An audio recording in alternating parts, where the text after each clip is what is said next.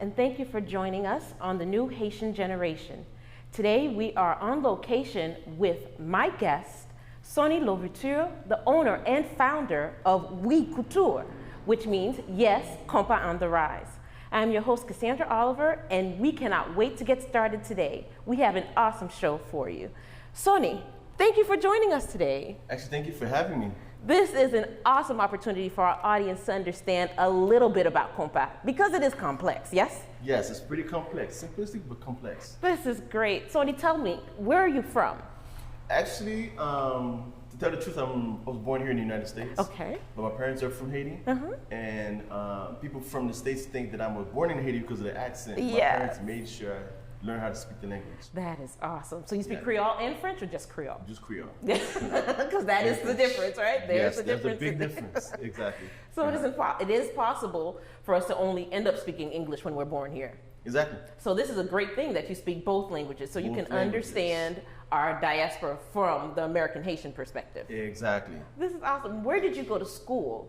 All right, so I went to West Palm, Hokie High School, so I'm in that county. And then from there, I went to do my undergrad at University of Florida. And then after I left UF, I came down to Miami to start my business here. So you've been in the South Florida area for a while. Pretty much, yes. Pretty much your whole life. Yes.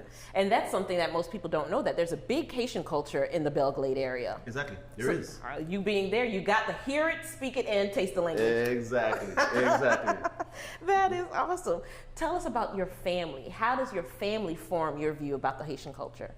Well, my family both are Haitian, of course. My dad was from Chot, and my mom's from Port-au-Prince. And so they both, when they came to the States, didn't speak any English. My dad could speak some English, but they were able to get around, eventually learn how to speak English. And because they spoke so much Creole, I adapted that. So when I went to school for the first grade, I had to retain the first grade because I couldn't speak English. Because my parents were teaching me Creole. They taught me math, teach me how to read, everything in Creole. But eventually I was able to go from there. But yeah, I have a very, very strong Haitian household. You know how you can't go anywhere, can't do anything, but that's very strict. Yes. Haitian dishes. I got the whole Haitian experience, even though I was here. And that's something that people don't realize, that that's a language intelligence to be able to understand Creole, because you end up speaking and thinking Creole and then translate in English.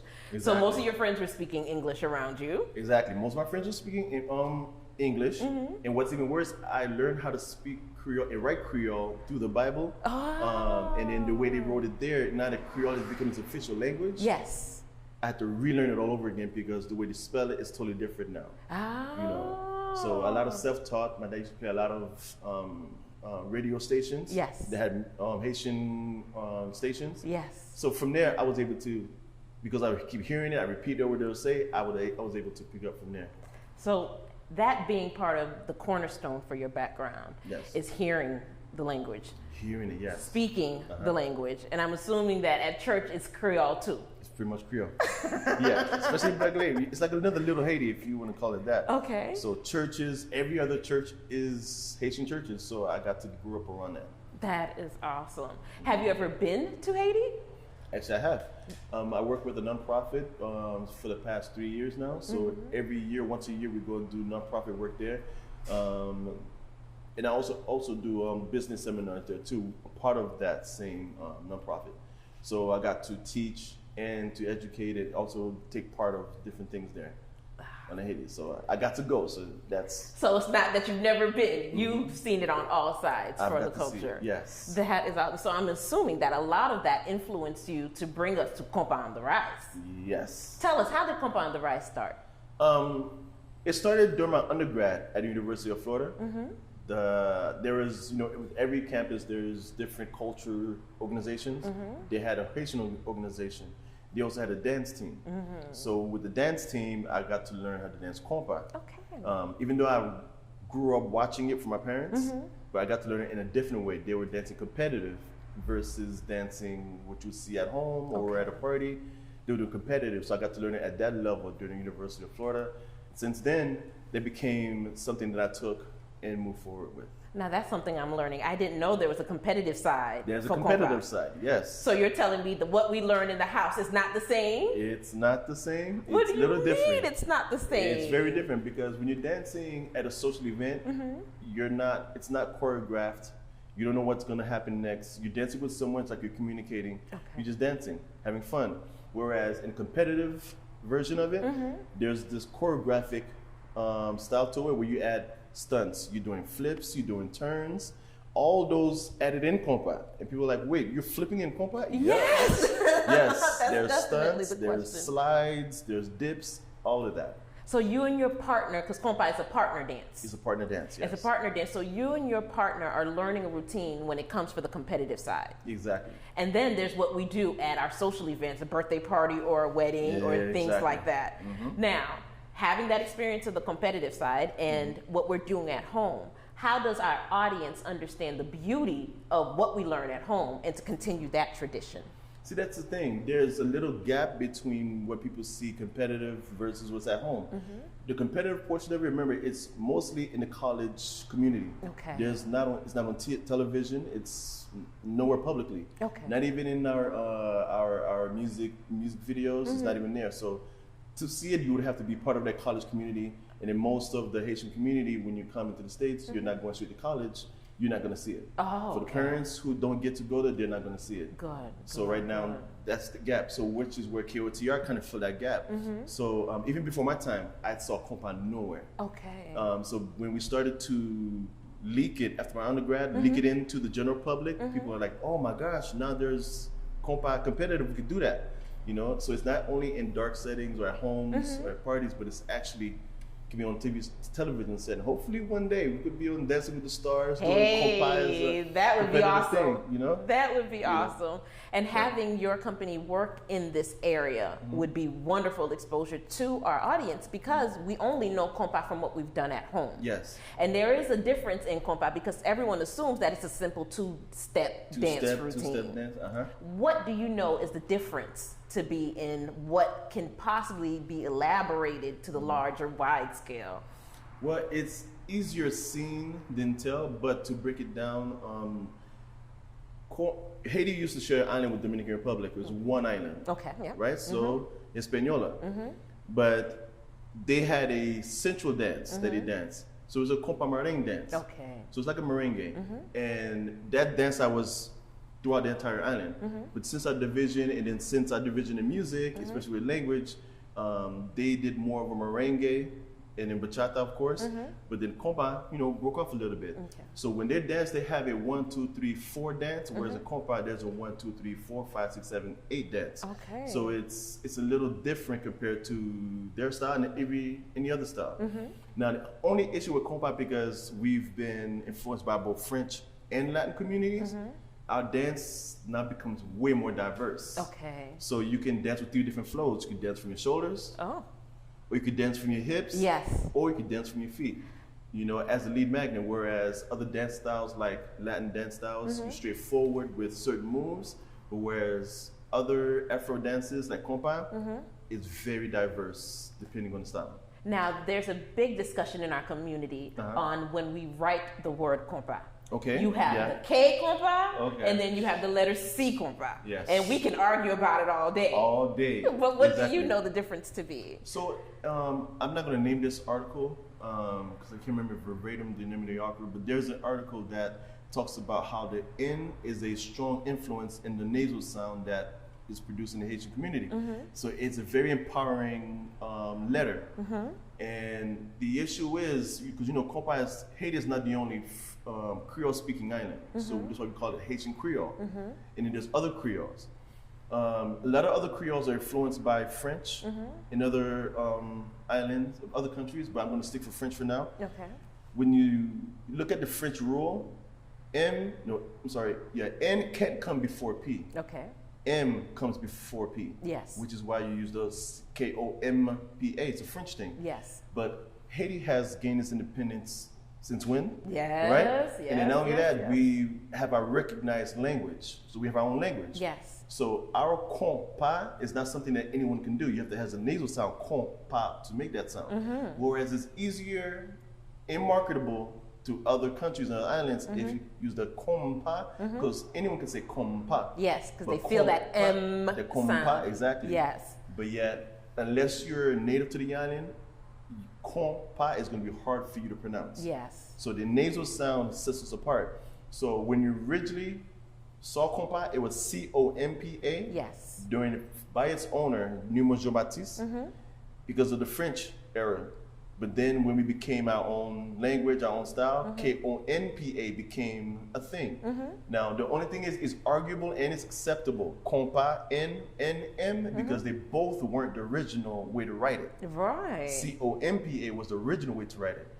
But now, because of the language change, K-O-N-P-A is the new way, but K-O-M-P-A is also acceptable because of the French influence that's still on kompa. And that is something that is widely understood in the Haitian culture, that we are influenced. It's not just by the French community, but we have a huge Spanish influence and the African diaspora that comes in there. And I'm sure all of that influences how we move when it comes to dancing to kompa. Exactly. Tell me again, so what distinguishes the Haitian form of dance towards other forms? Because you mentioned salsa, bachata, and all those others.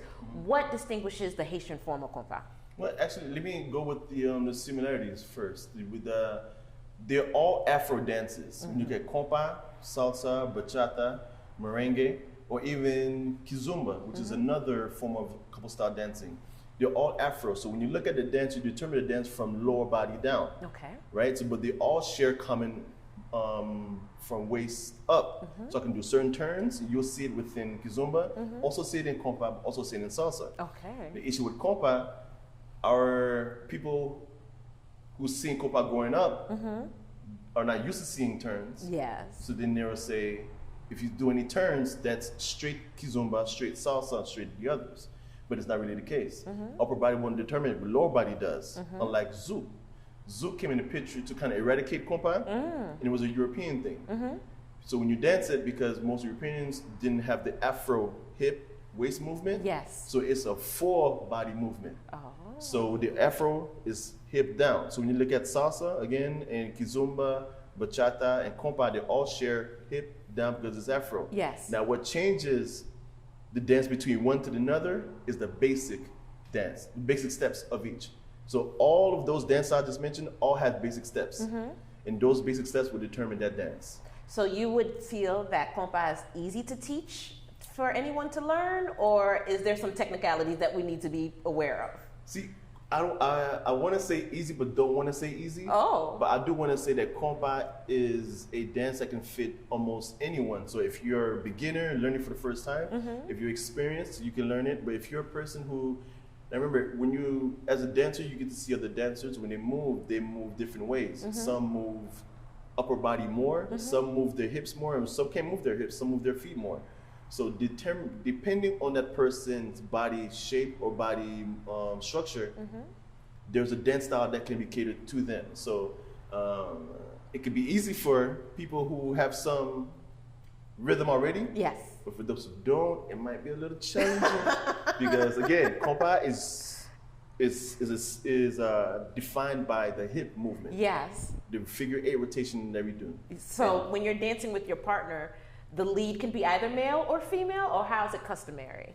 And see, here's another thing, right? So in our classes, KOTR Dance Studio, so any location, we teach it where both the ladies or the guys can either be lead or follow. Okay.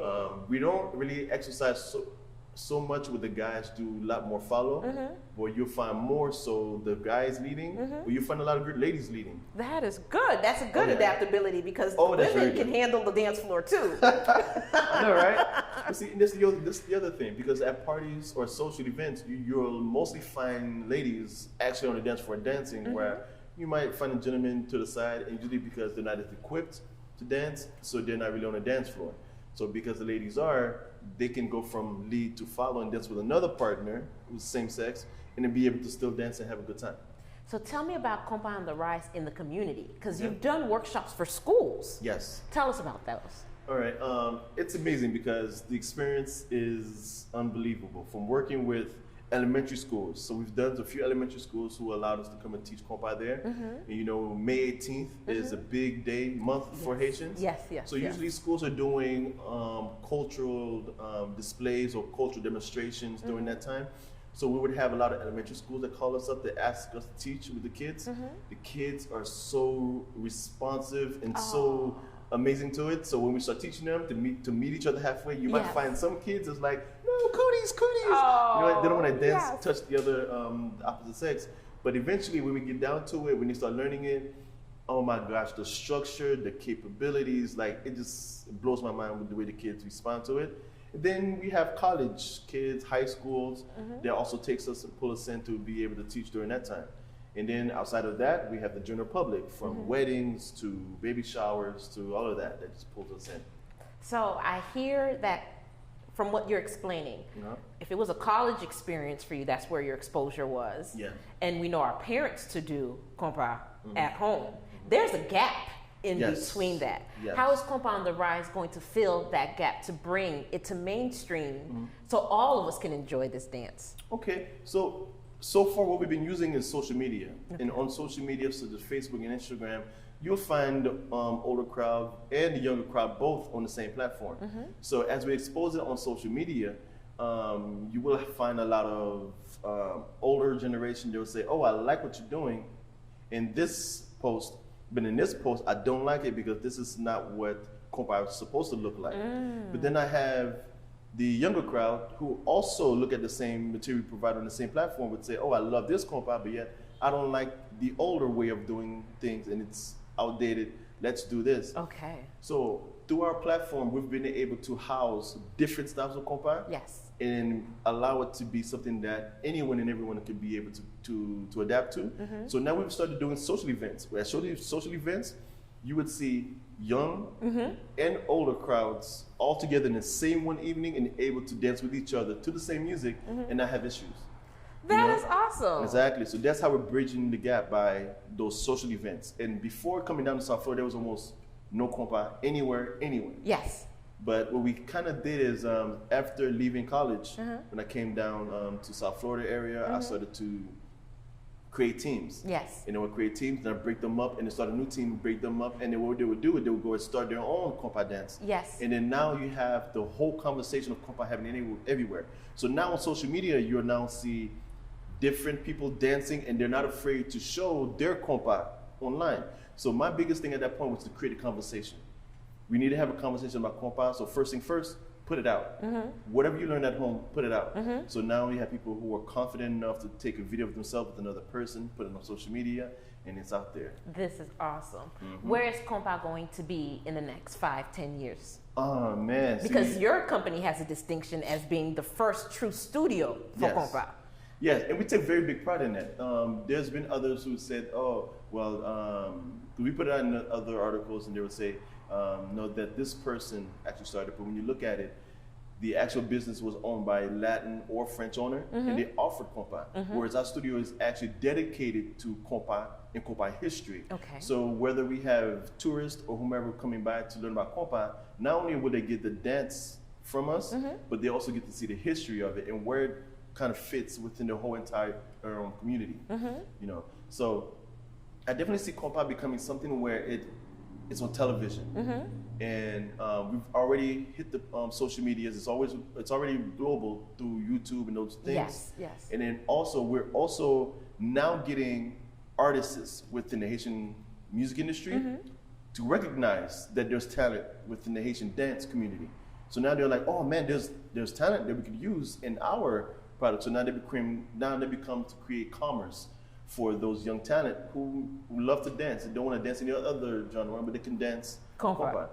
Now, I have to say, we have a special treat because today we get to see a demonstration. Yes. Now, this is something that we're excited to have, and see. You have your partner, Dominique, that's going to be doing this with you, yes? Yes, I do. So what we're looking forward to is learning more through your social media platforms and how we could reach you. How could we do that if we wanted to find more information about KOTR?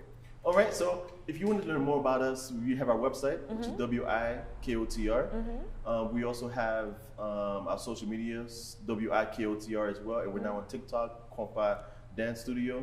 We're also on YouTube, which is where we house all of our, material. This is awesome. Thank you so very much for joining us today. I cannot wait to see this demonstration. I think I'm going to learn something from you today. Oh, listen, I'm ready for you. Hey! Not toujours voyer monter. Always bringing it up, always ready to go. Thank you again, Sony, for joining us today. Thank you very much for having me. So what I'm going to do now is I'm going to show the kompa. This kompa is more like an artistic version of the dance. So when I say artistic, I'm talking about using upper body more than just lower body, right? So when I'm dancing, my shoulders are very animated when I move.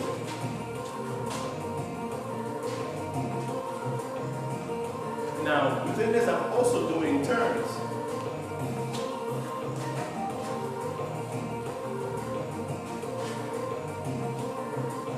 I'm going to get more intricate with my turns.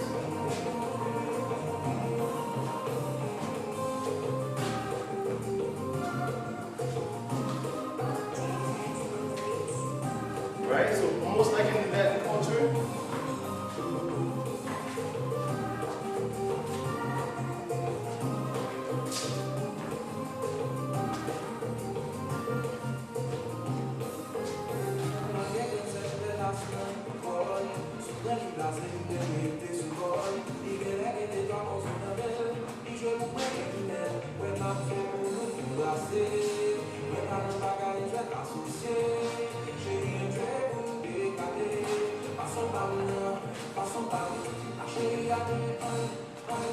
Then get playful with it.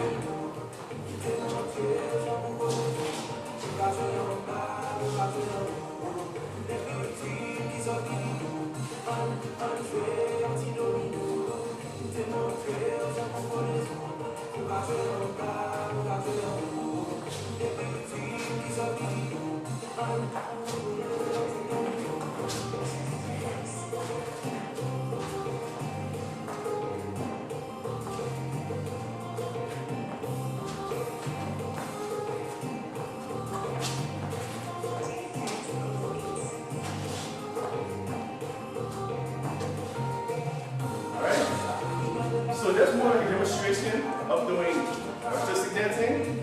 Now I'm going to show you more of love dance.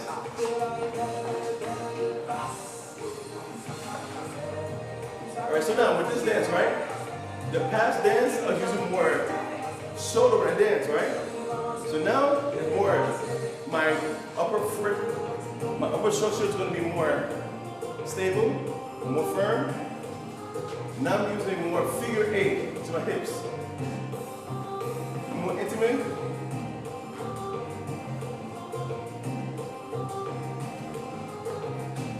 I'm not doing so much turns.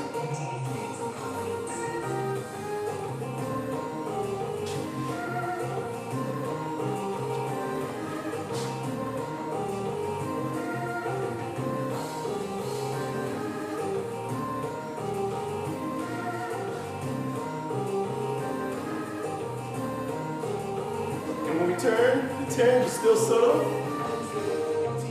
It's not so animated like the duet.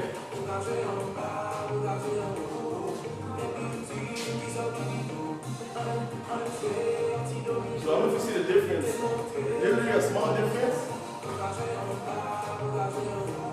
Even in my cross body, like the past dance I open, when I turn up, we're still connected.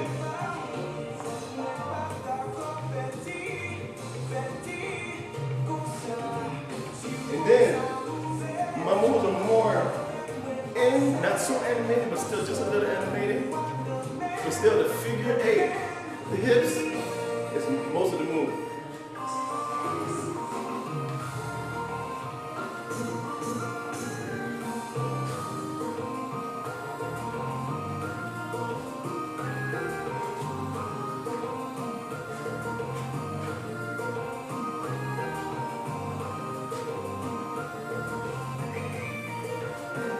So if we're holding each other when I turn, you hold me very firm.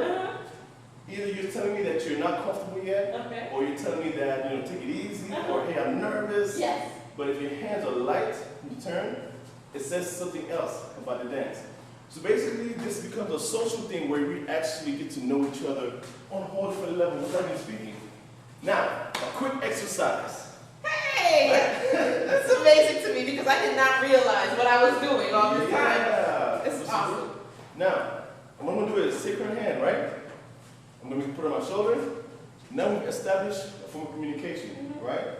Now, because you know where the moves are coming, I was saying basic 1, basic 2, you know what's coming, we're going to make you close your eyes. Oh, shit. All right, so now, just to really show how well the communication have to be, I'm going to send her signals and see if she receives it. All right, so I'm going to say this to her. Okay, she received it, right? Now I'm going to say something else. Okay, she received it, right? But she's still reading me. You're not cheating, right? So now I'm going to say something else, a little harder. Yes, okay, right? Okay. That was a good one. That was a good one because I could feel the tension in your shoulder relax and release. That would let me know which way to go. Exactly. Yes. Now notice that the side to side, again, that also throws everything to perspective. Now, just so you see, now I'm going to show you the difference between the three. Remember we talked about the 3 different styles? Yes. So in Konpa, upper body. So this is more like an artistic, more ballroom-ish. You'll find these and those type of dance styles. Now, we're going to do the love. Now it's more your hips. So this stays firm, and now we move, is the hips. See those difference? Yeah, I feel it. There's hips. Now if we use the hands, more artistic, more playful, stiff, just the hips. So we go forward, it almost gives that upper body stiffness, whereas they had the artistic. Now this one the ladies had. These ladies, your teammates definitely got that part down pat. Exactly. Now for the third one, which is the infamous one, usually it's more relaxed atmosphere. When you're with family, you're really calm down. It's more of the leg flare. That Yes, is what we know in our culture. We see this other part is like crazy. You go to picnics, you go to a birthday, you know, any event with Haitian family, Yes. first thing you see is the guitar motion. Yes. And the legs.